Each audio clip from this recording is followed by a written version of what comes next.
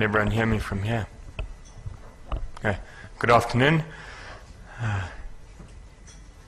All right. In the next 10 minutes, I hope to show you that policymakers and investors alike need to start thinking differently about China. I think there is a lot of understanding that we need to think differently about China, its role in Africa into the future, and how African governments and businesses might best respond to take advantage of new opportunities and also to manage their risks well. This is doing its own thing. Okay, so the importance of China's 5-year plans cannot be overstated. We haven't heard very much about that today, but certainly Peter did allude to it earlier. Anyone truly interested in understanding China's role and the effects thereof must start with an interrogation of these plans, what they look like. China is one of those few countries where there is a level of predictability as to how the economy is likely to unfold if the Chinese Communist Party can continue to manage that transition into a different looking economy. So the current 12th 5-year plan will end at the end of this year, if I'm not mistaken. And then the next plan runs from 2016 to 2020, which will be the 13th plan. But essentially, my understanding is that the 13th plan will be a continuation of this one, which envisages the end of China's industrialization phase by 2020. And so for Africa, that means a significant slowdown in demand for the commodities that have driven China's industrialization. Moreover, the country is facing an environmental crisis that Roger alluded to, that it has no option but to take seriously for the sake of maintaining the social contract. The combination of these factors essentially means that coal, and to a lesser extent iron ore, will not be demanded to the same degree as before. And then secular stagnation in the rest of the world, total factor productivity growth in sharp decline, and climate change negotiations currently going on in Paris mean that everything is different. And the commodity price boom is largely over. I've just been at a Mines and Money conference in London, and of course everyone in the junior sector in mining are trying to convince themselves that the commodity boom is not over. The commodity price cycle will do what it's always done. I think that the future looks a bit different. However, as the market truly bottoms out, we're likely to see some bankruptcies, some mergers and acquisitions across the commodity sectors within Africa, probably more collaboration between Chinese state-owned enterprises and the majors like Korea and Billiton, if China still wants to work with Billiton and Vale after what happened in Brazil. This contraction in the sector will result in production cuts, which will take some pressure out of the supply side dynamics that drive prices downwards. So excess supply was arguably driving prices down just as much as decreased demand, and that supply had come on stream because it was chasing high prices. So there were a lot of players that came into the commodities market chasing higher prices. And some of them will disappear simply because they aren't well funded and they simply can't withstand the long run impact of persistent low commodity prices. So not long ago, coal was at $70 a ton or more, and iron ore was up around $100 a ton. They're both now down around to the $50 a ton mark. So that is a kind of new normal, and oil likewise. Many analysts are suggesting would hang around at $50 a ton, $50 a barrel rather, for the next, for the foreseeable future, especially given that Iran is planning to double production by 2020. But the new normal does not mean the end of commodities. Increased consumption in China and the lifting of the one-child policy, many analysts saying too little too late in terms of demographic dividend, will mean both that more food will be needed, along with commodities that are inputs to high-end technology products. So Africa, if it positions itself correctly and implements coherent, integrated policies that do make the doing business environment easier, could still really take advantage of this new normal. So there's a book that I picked up in London called My Electrician Drives a Porsche, ? And it's really about understanding the importance of copper for electricity that will be the key to reducing poverty and to moving the world away from fossil fuels into solar baseload and so on. What do you need? You need copper. So you can't get away from the fact that copper will be needed in high quantities for all manner of products, but especially electricity. Likewise, platinum will play an increasingly important role in the electric car as fuel cell technology starts to play off. Platinum is pretty much, at this stage anyway, an irreplaceable ingredient for fossil fuels, for fuel cells rather, definitely not for fossil fuels. So you heard it here first. If you're looking for some investment tips, copper, platinum. And the Chinese central bank is also buying up gold, as is the Russian central bank. So that suggests, I mean, this is hugely speculative, but the gold price could recover. Over the 3 days that I was in London, everyone disagrees over where gold is headed. But you know, sometimes it's about the confidence with which you assert that the price will go up, and then you hope for some kind of self-fulfilling prophecy. So be careful what you hear. Either way, if the gold price does recover, you know, especially considering central bank purchases and growing Chinese middle class, a growing Indian middle class that may demand gold jewelry, the likes of, you know, that kind of scale we haven't yet seen. So there is a possibility that gold would recover. All right, the juxtaposition of these two pictures pretty much reflects the trade-offs in light of what I've just said that African countries will now have to manage in light of the new normal.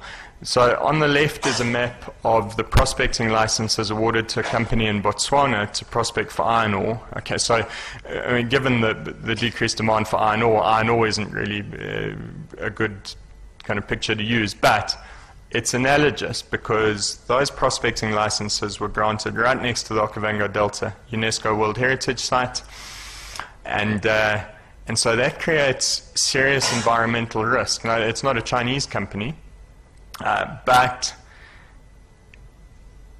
the fact that these deposits happen to be right next door to the Delta give you an idea of the kind of trade-offs that African countries are facing when it comes to mineral extraction. It unfortunately just happens to be the case that many minerals are deposited in pristine ecological areas, and you know, it's not as though you're just destroying a bunch of Mopani wood. You know, if you destroy the Delta, that's the end of tourism for Botswana, and there is talk of upstream development in Angola. I mean, it's difficult to get the facts on this, but Ricardo Soares de Oliveira has been saying that there are Chinese Angola agricultural deals, for instance, that suggest a move away as well from the Angolan government having a strong hand in the relationship with the Chinese government. And so he's of the view that these guys are at risk of giving away land for nothing, you know, at potential devastating consequences downstream for places like the Delta. So the point here is that natural capital is not correctly priced. That's not an African phenomenon, it's just a global phenomenon. We tend to treat natural capital as a free good. And there was a good paper written in 1972 that still hasn't had a response by Georgescu Rogan, in which he said, you know, what we're doing at the moment in our global economy with our solar growth models and so on is pretending that we can make cakes without flour or sugar. Actually, we have to stop treating natural capital as a free good. We need to price it better. But the fact that we don't price it properly explains the existence of negative externalities, which is just the divergence between social costs and private returns. So polluting firms don't internalize the costs that they offload onto society, invariably the poorer members of society, and some of the water issues that Roger's just been alluding to in China, certainly. But African countries have to avoid polluting their rivers because we're going to be increasingly water scarce. So the best possible outcome from the COP21 negotiations would be a consensus on how to measure the value of an untouched wilderness, I doubt we're going to get there, but at the moment the best we have is tourism revenue generation. Tourism revenue gives us some idea of what pristine wildernesses are worth, and so when you're evaluating the risks, say between a copper mine, which like I said earlier, at the risk of not contradicting myself, copper is going to be really important, but if you want to mine copper in environmentally sensitive areas, you have to consider what you're giving up over the long run.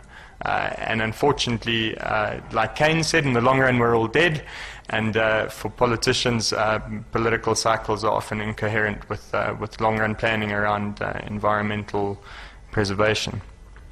The other problem is that tourism doesn't deliver the volume of jobs that African economies require if they're to absorb this youth bulge demographic that we've been talking about this morning, that is desperate for employment. And so mining projects are increasingly located in areas that are ecologically sensitive, and the short-term reward of mining rents for governments often crowds out their incentive to preserve wilderness areas for the future. Moreover, then, the demand for food and for furniture, not only in China but also in countries like India, also mean that wilderness areas are at risk of being devoted to agricultural and forestry production. I don't have answers as to how we get around that. And I have here a note that says Deborah Bradigam has thankfully worked hard to dispel many of the myths around Chinese land grabs and so on. But there is this question that sort of pervades the media that give you scary pictures of pristine wilderness being devoted to rice paddies. Not something that we do want to see. Either way, the prospect of further loss of wilderness area to either mining or agriculture or forestry or all three raises this difficult question of how we manage biodiversity loss if that's the price we have to pay. And so it's not only then that agriculture and extractive industry expansion could threaten ecological integrity, it's also that infrastructure projects that are currently underway to get food and minerals or hydrocarbons to port are inadvertently creating new threats to biodiversity preservation. And this is an issue that we shouldn't shy away from. We do need more research into understanding, for instance, the dynamics of the ivory trade and how economic activity in Africa at the moment may facilitate the distribution of ivory into consumer markets, primarily in China. The US and Chinese governments have recently publicly committed to enacting a nearly complete ban on domestic ivory trades, and a credible commitment to this process would go a long way, not only to preserving Africa's elephants, but also the biodiversity replication that elephants themselves help to generate. This issue is on the agenda for FOCAC 6, so that's promising in and of itself. The Chinese government is, of course, in a difficult position because the domestic ivory trade is highly prized, and so trying now to ban it puts them, I think, in a difficult political position. As it stands, infrastructure expansion combined with a number of other factors threaten elephant populations because they may facilitate the export of ivory to consumer markets. We need to do more research in this area, just what I've been saying. But this overt commitment to ending the domestic ivory trades, both in the US and in China, is good news for biodiversity preservation in Africa more generally. And then an additional point, in lining up with what Professor Lodge was bringing to us in the previous session around security, is that we have evidence that ivory increasingly serves as a form of currency for arms purchases to fund militias in South Sudan and so on. So this adds a security dimension to the debate.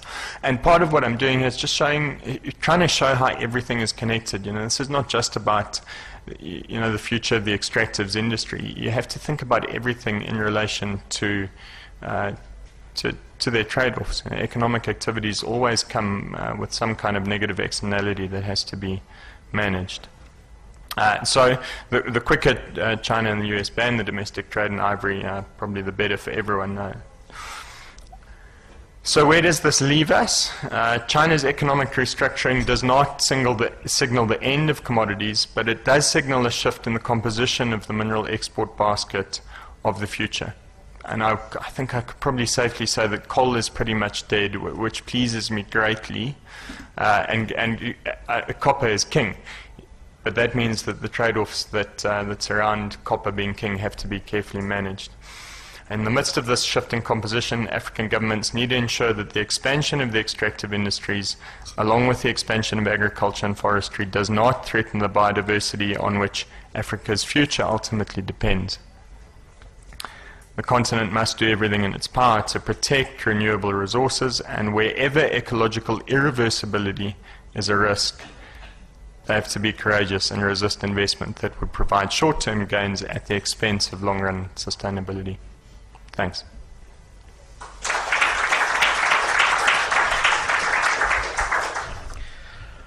Thank you, thank you. That was excellent and interesting. China does actually sit on a lot of shale gas, equivalent to something, you know, of USA proportions.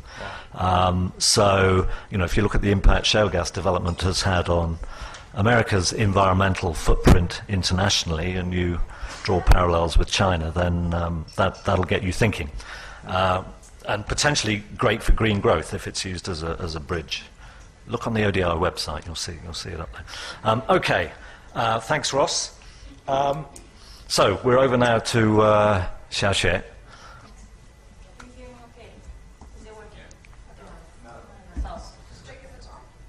Hello?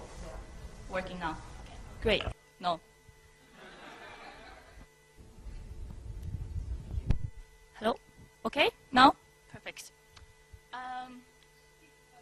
Sure. Okay. Thank you. So my name is Xiaoxue Wang. I do research on natural resource governance in Africa. I don't call myself China-Africa expert. My training is primarily in forest governance, land tenure governance in African countries, and that's where I conduct my field work. I spend a third of my time going around in the bush and in cities talking to people, African people especially. But I will present a case on the Chinese involvement. And just for those who are not familiar, my institute, IIED, we are London-based, but we've been working in African countries for the last 45 years on natural resource governance and other issues. And I will present this research based on my previous work with C4, Center for International Forestry Research, and then University of Oxford. Okay, so Ross painted a very good interacting big pictures. I'm going into the specifics. I'll provide you the context of my research and the myth and reality and challenges, and if time allows, opportunities for constructive engagement. So, the context. This slide I put up this morning after listening to all the great speakers. I thought there were at least 4 missing pieces from the discussion this morning, as great as they were, because I primarily look at rural development and poverty and marginalized communities. One of them is rural populations, I just mentioned. Africa's urbanization rate is 40%. There are still 0.7 billion people who are in rural areas, who are dependent on informal agriculture, informal logging, small-scale mining. And that's the focus of my research. And if we are talking about population dividend and youth employment, rural areas is where lots of these young people come from. And to understand the employment dynamics in the informal economy with the young people in rural areas is key. Another missing point, although some speakers alluded to, was private Chinese SMEs. What kind of business models do they employ? What are their impacts? And how can we work with them? And finally, green growth, sustainability was not an emphasis in any of the previous speakers, so I hope to touch on that. But I think the biggest elephant sitting in the room, which hopefully will interest everybody, is Africa's informal economy. Peter earlier mentioned, but this really is key for anybody working on Africa's development. Some statistics, or before that, some definition for those who are not familiar with it, but I'm not going into it. African Development Bank calls this one of the major development challenges of this century. Some statistics. For example, 90% of employment in Tanzania, Zambia, and other countries is in the informal sector. 38% of the GDP in some African countries comes from the informal sector. And now going to the natural resources I've been talking about, more timber is produced informally by unregistered artisanal loggers like him in Cameroon than formally produced by large companies. And I'll show you some numbers later. It's staggering. It makes you question what is formal and what is informal. Another number, 90% of gold produced in the DRC come from informal artisanal miners like this. So that's the context. And this informal economy in Africa really presents huge opportunities and challenges for the 0.7 billion people that I was just talking about. And how does China come in? Now, you've heard about allegations of illegal conducts by Chinese loggers, Chinese miners, and so on. I'm going to bust some myths, hopefully, and will present some reality through the forestry case. But I believe some of the conclusions I will draw are relevant to agriculture, relevant to mining, and other sectors.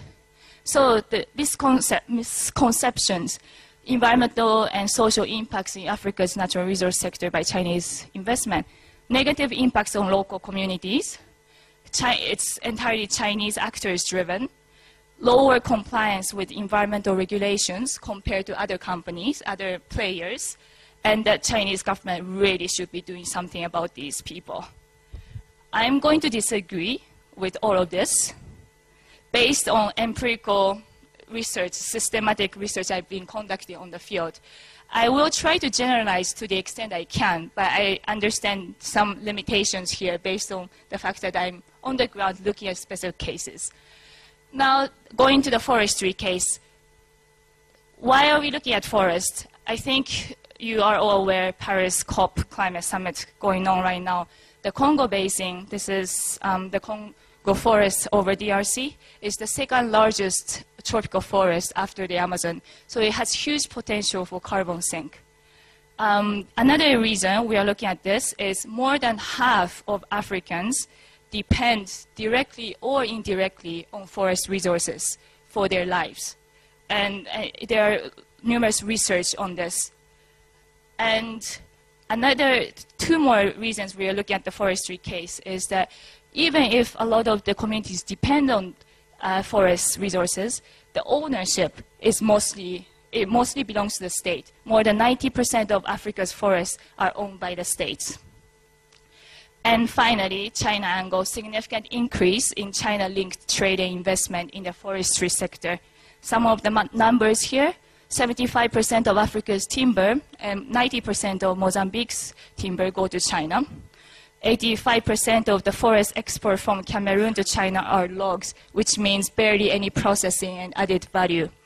And finally, Chinese investments in Africa, in Cameroon's forests, this is latest research from last year by our project, increased by 800% in the last 15 years. That's staggering, really fast-paced increase. So I'm going to talk about Cameroon, and it's going to be an interesting story. I hope you'll stay with me. Before that story, I have to give you some context. I talked about the informal sector. This is how it looks like in Cameroon and many other African countries. These are artisanal chainsaw loggers cutting tree by these chainsaws and carrying them out of the forest with 5 people, 6 people together. And that way of production, producing timber in Cameroon, occupies 57% of total timber production. If you move to DRC, it occupies 87% of the total timber production. And this is all in the informal sector. They don't have licenses. So the government considers them illegal and harass them. But if the number is so huge, you would start questioning who is illegal and legal and legitimate. But I'll leave that to you. So now the interesting story, where I spent weeks in the bush trying to hunt down. This tree is called the bubinga. It's a beautiful tree, 70 meters tall about when it grows, when it matures. And this is what I was doing in the evenings, trying to follow these lorry trucks that would go out of the forest because during the day they would need permits, but in the evenings it's easier. And this tree, when it goes to China, it becomes like this. Many people might be familiar with the rosewood furniture industry in China. It's traditionally emperor's furniture. So as Chinese people get rich, they're very drawn to this luxury status. And that's a lot of environmental NGOs would accuse that demand to be behind selective deforestation across tropical countries. But what I found, in a nutshell, when I went into the villages and spent quite a lot of time interviewing people, focus groups, and systematic sampling, is they say they logged according to customary ownerships, so not sanctioned by the state, but based on their own traditional informal rules. And they supplied the Chinese traders, and the Chinese traders followed the rules they gave, so no government was involved. But the Chinese traders gave them fast payment in cash as much as they wanted to, they asked, and these local community villagers used the income to improve their livelihoods. And I have some very specific data on this later. And what happened is, after seeing how lucrative this informal Bubinga trade is, the Cameroonian government decided to impose a partial ban. But it's partial because they still allowed the big companies to continue. They didn't want the small people to be running around because many people in the ministry suspect the government officials wanted a piece of the cake. But this led to the elite capture of the lucrative trade and further marginalized local communities. This is the nutshell. In terms of methodology, I interviewed 67 people. Out of those, almost half were illegal, informal traders directly engaged in this specific trade. In terms of how long do I have more? 4 minutes. Okay, then I might have to skip the details of this fascinating story. But if you see this value chain, this is the Chinese, everybody else are Cameroonians. And if you really record the value chain configuration, which I did based on each interview, you see the critical role played by these guys and how they facilitate the trade and how it's impossible without their active agency to make this happen. Some of the data, I have some quantitative ones, but this might be more interesting. So, sorry, I need to. For example, it was very lucrative compared to whatever normal informal trading they were doing. So price doubled to quadrupled, up to 17 times more income than farm work they received. And some of the quotes that you could see is, you know, the Bubinga trade has done wonders for me. They built houses and bought cars. And you'd think, well, usually media reports say that this is all dominated by Chinese players, but the Chinese were complaining there are too many Chinese players and everybody wants to take it for as cheap as possible. So actually the rural upstream actors, the villagers, had a lot of bargaining power to dictate the terms of their trade. Some details I'm going to skip. Once the regulation, the partial ban came into place, the supply chain legalization strategies of Chinese actors changed. Basically, where they got their woods, where they got their fake papers, all of that changed. It changed to include more powerful political elites and economic elites. So some of the quotes would illustrate. Now they use a guy from the ministry to escort the illegal logging car. You can get some of the officials for these prices, but it really depends on your relationship to the government. But as I said earlier, the formal trade continued, and in the end, small actors are excluded in the trade. As a logger was saying, they really don't know how to bring back the Chinese buyers anymore, although they want to. And this is what happened, star to the political economic elites, and the small-scale actors are excluded. Now, the impact on rural poverty, loss of cash income for subsistence activities. Some of the interview data, they used the cash for for illness, for sending children to school, to maintaining farms, and critically also loss of youth employment. There was one person who was telling me when they were logging, they had enough income to sustain their own households, but now that they are not logging, all of the brothers' eyes are on their father's cocoa farm, because that's the only source of employment if they lose this one. And it really struck me when I met this person who sowed tree on her land. So the children must go to school, and you leave your trees there. What is your child going to do? I honestly wasn't expecting this kind of response. I went in thinking, okay, they're going to bash the Chinese. But no, I was really surprised. I kept asking, are you? And I kept triangulating throughout my interviews. These were the general consensus. And finally, because of the informal economy and the natural resource governance complexity, this is some of the sentiment against the establishment. We don't understand Cameroon. Everything we do, we the villagers lose. We do not earn much. It's the administration who is always the winner. And if we must regulate this activity, they understand that they have to, but let's do this so that everybody can apply for the license. Takeaways. The key role of African actors. Okay, yes. And that I really strongly stress that any problems associated with the Chinese engagement in the informal economy in the sectors I spoke about, deeply embedded in Africa's governance challenge, natural resource governance challenge. So they're not China-specific, I argue. They are Lebanese, South African loggers doing the same thing.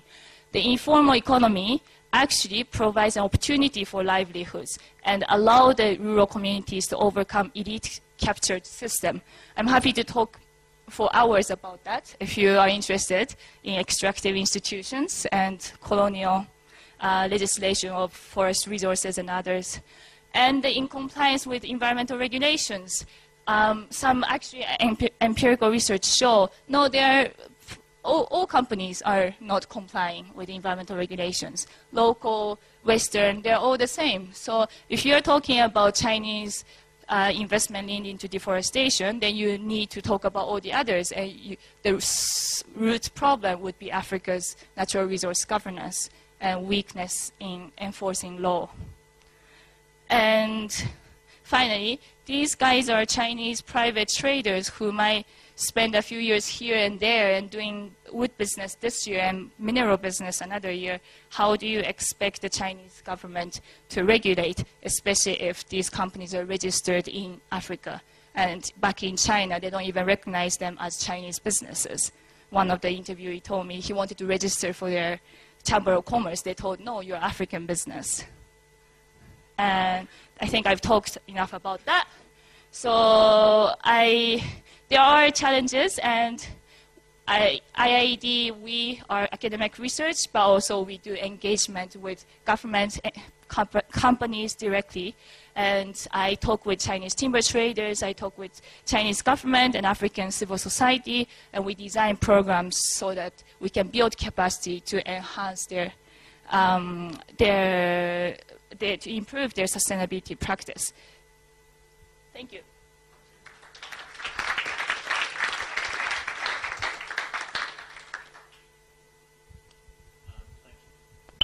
Thank you. Excellent. And some really good points there about that thing we call the informal sector, which even in my area is kind of a label we attach to things that frankly we don't understand very well. It's a bit of a catch-all. I love the look of your field, your primary data collection. I hope you did a thorough risk assessment. I wish there was more like it. Okay, thank you very much. So we're over to our discussant now. Let me have a quick check on time. I'm aware of the fact you've got to be off at 4:30, right, Ross? So Yushan, over to you. Okay, thank you. I'll try distill some points that I've made. I've taken a lot of notes. Yeah, so it's pretty cold sitting here on my own, but I understand that I don't make the resource crowd. So, yeah, I think I'm going to try to raise some pertinent questions that link to the China-Africa relationship, and I guess and also FOCAC, since it is nearing to tomorrow. And I think what's interesting for me from this perspective is really, and looking at this morning's presentations, is the extent that relations are actually moving away from natural resources and the actual pace of China moving away from its manufacturing. And that's also the question of whether economic relations predominantly still remain at a trade level versus an investment focus.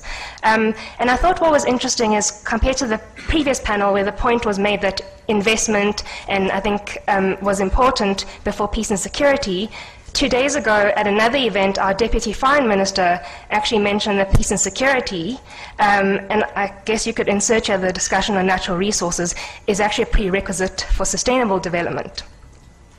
So I think this, what we've discussed here really reminds us the characterization of China-Africa relations, which is you really have that formal FOCAC economic high-level relationship, and then also the informal and public level, which is the physical day-to-day interaction, and is a large part of the relationship. And also, I think the informal sector also embodies some of the complexities. So, for example, we see collaboration as well as synergies, as Xue has provided, but also there's also spaces of where there's competition. If we think of the retail sector and small businesses in Zimbabwe, for example, which is at about 11% employment rate, and most of the economy is in the informal sector, and also South Africa. But I think, we've talked a lot about this China's economic new normal, and what I think it does for me is it throws the spotlight on other areas of intersect and that are still developing, and it links with what the presenters have been talking about. And one example is, I think there's increasing looking to the marine economy. So, I mean, a lot of us have heard about China's proposition of this One Belt, One Road initiative, which is essentially about linking an overland trade network from China to Europe, and now currently it includes also a maritime component, which is largely through the Indian Ocean. And I think for Africa, though, what is unknown is really the exact intersects with Africa's own maritime initiatives. So, for example, South Africa now has its own Operation Phakisa. And how this intersects now with China's global strategy in the Maritime Silk Road and Economic Belt. And we also don't know what the impact will be, but I think the direct link at the moment is the increased building of infrastructure and transport links in East Africa. And I think that also is raising a lot of questions about what this means for Southern Africa or Western Africa. But I saw a tweet today from someone here about the fact that South Africa and China has just signed an agreement to cooperate on the Maritime Silk Road Initiative. So that will be interesting to see.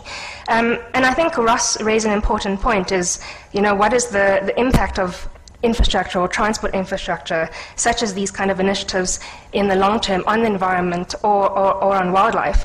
And I think a bigger question about FOCAC initiatives is, do we have the monitoring mechanisms in place to monitor all the projects that are announced? And I think specifically on the African side is we're getting so many more numbers of projects as well as players involved from countries to sectors, but do we have what we lack and require assistance and collaboration is actually project management and to follow up on these projects. And also I think something that I think needs to be raised is also, I think, Africa's ability to negotiate. So I was speaking with a former Zimbabwean policymaker last month, and he made the point that, when China negotiates with Africa, they always bring their best. So the best suited for the negotiation, the most well-educated. And are we doing the same? So then I'd move on to another area, which is the wildlife trade. And some of us here were at an event yesterday and discussed the issue specifically regarding China. And I mean, in light of this new reality, I think one thing I'd really highlight from this, which also I think links to the forestry example, is do we really understand the broad range of actors involved and the intermediaries, and how do we, so I think that's important. But I think more important, and I suppose my interest as well, is do we understand the complexities within the demand and supply side? So similar to forestry, on the demand side, when we look at China, is, I mean, how do we manage an economy that's increasingly moving towards consumption and services? But also, I think more than economic changes is thinking, and changing thinking takes a lot longer. So are we also addressing the socio-economic or cultural drivers in different types of trade? And then I think what often gets forgotten in this debate, we look at the demand side, but what about the supply side? And do we understand the complexities on the supply side? So if we look at South Africa and the current debate on the rhino horn trade, is, I made this point yesterday, is I think there's general lack of consensus on the intrinsic value of wildlife. And until this is linked to economic development, it's going to be predominantly seen as a middle-class issue. So I think, having said that, what these cases also highlight is the divisions within society itself, between African governments and their own informal spaces. And I think one point is we've talked a lot about the youth demographic today, but I'd also want to highlight that we also shouldn't see it as one group, that the youth demographic is not just an opportunity for a voting bloc or industrialization, but also recognizing that there are different aspirations involved. Yes, I think to wrap up, and I think I really think I'd like to raise questions for the upcoming FOCAC, is I think we're starting to see increasing China engagement at the multilateral level, at the AU, UN peacekeeping, and at the same time, I think when you look at FOCAC, it still appears as if it's a set of bilateral relationships. So really, I think the question is are we moving towards a more China who's more multilateral focused, or is there still an important bilateral element when it comes to implementing projects? And also, where does Africa or FOCAC fit in China's bigger strategy or global objectives? I mean, we're starting to see an increased amount of funding pots like the AIIB, the Silk Road Fund, the new development bank from the BRICS, but what I think we're not sure about is, does this actually increase funding towards Africa and projects, or is it moving focus away? But I think this panel, the positive, and I think what it has raised for me, is such side issues that are increasingly becoming important, is also starting to create more intersects and interlinks between the formal high-level spaces as well as the informal levels. And I think in that context and the new normal, we can also start thinking about a post-FOCAC reality. Thank you.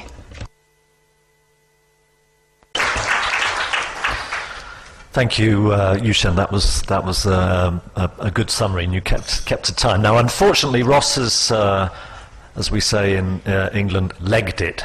I was hoping we might be able to get a quick response from him before he left, but it is 4:30. But we've finished in good time. So. Let's get a bit of a discussion going.